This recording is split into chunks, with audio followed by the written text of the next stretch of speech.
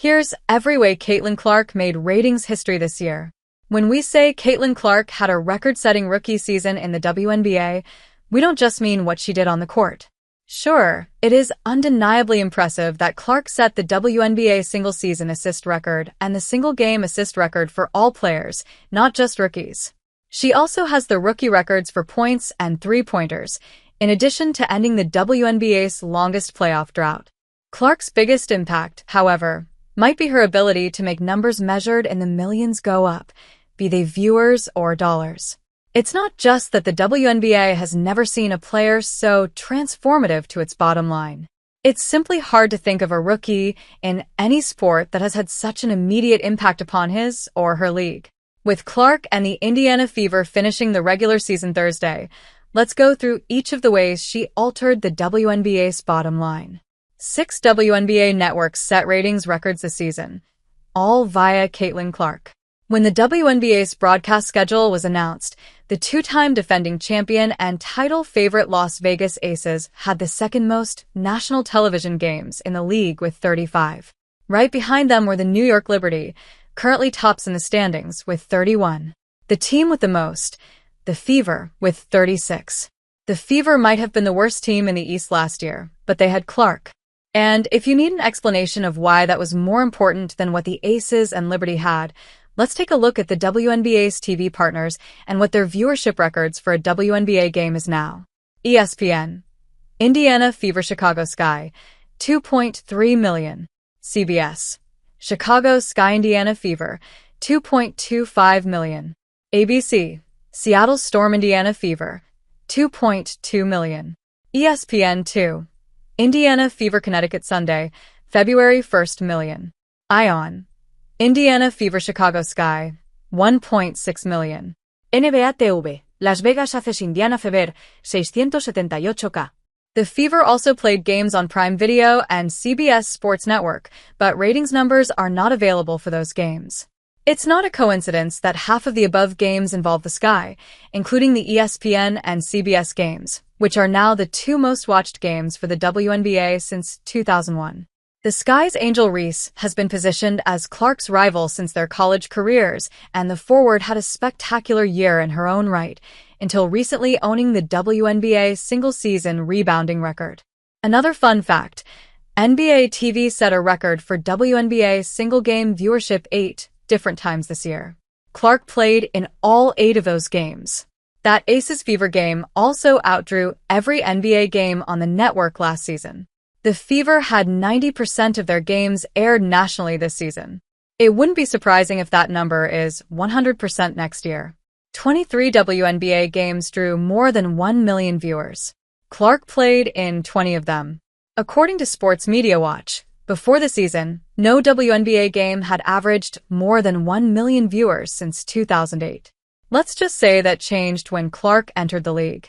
In 2024, the WNBA saw not 1, not 2, but 23 games hit 7 figures in viewership. Clark was involved in all but 3 of those games. On the list of most watched WNBA games this season, you have to go down to number 15 to find the first game, without the Fever. That would be a May 18th game between the Los Angeles Sparks and Las Vegas Aces. Clark's shadow is clear even in the WNBA's bump for non-Fever games. While existing fans of a league typically love parity and having a constellation of stars, the history of sports has shown the easiest way for a league to grow interest among a general audience is through singular superstars. Baseball exploded in popularity with Babe Ruth, hockey with Wayne Gretzky, golf with Tiger Woods.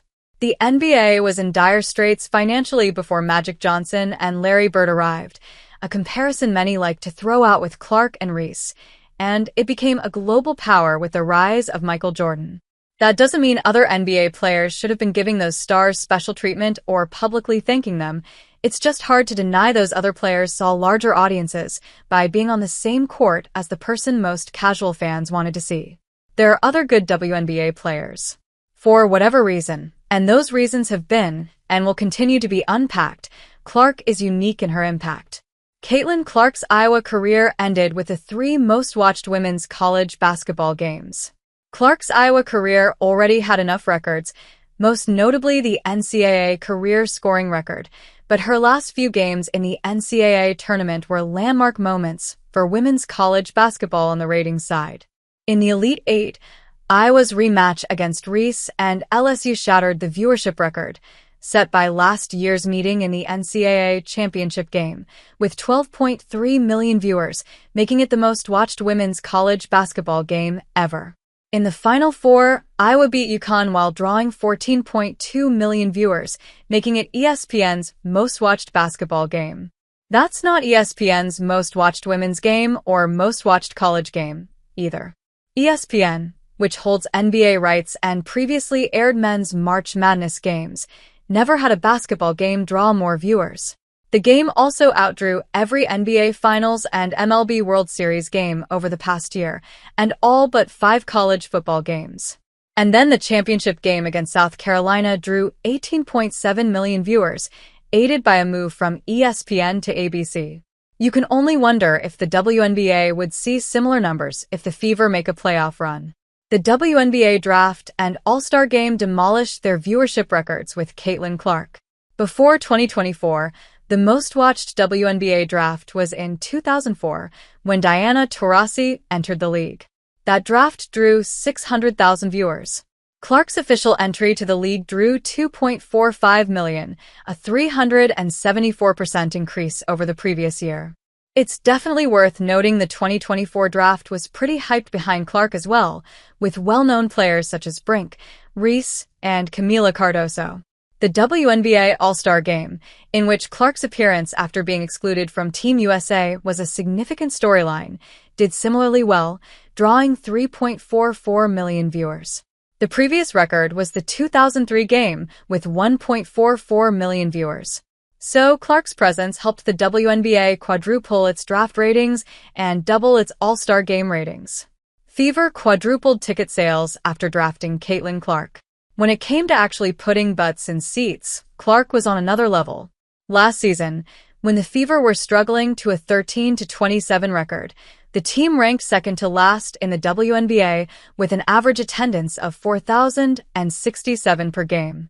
This season, per the Indianapolis Star, they led the league with over 17,000 per game, becoming the first team in WNBA history to draw more than 300,000 fans in a season. That is more than a 300% increase in attendance year over year, with Clark being pretty much the only thing that changed. What's more, when you compare it to the Fever's 5-31 horror show in 2022, when they averaged 1,776 per game, it's an 857% increase. Clark was a force on the road as well, with the Liberty setting a WNBA record with more than $2 million in ticket revenue from their May 18th game against the Fever. In their regular season finale, the Fever's road game against the Washington Mystics broke the WNBA attendance record with 20,711 fans.